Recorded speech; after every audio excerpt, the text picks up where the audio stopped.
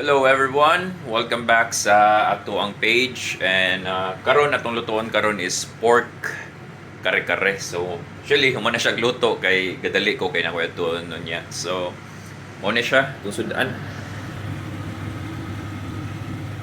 So mo na tong dinner karon. So natay eggplant, natay sitaw, natay pak choy, and of course na tong pork belly kare-kare.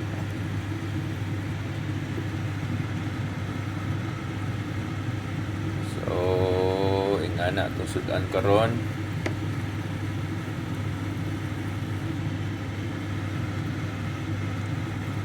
So lami gini siya guys kay kargado utan.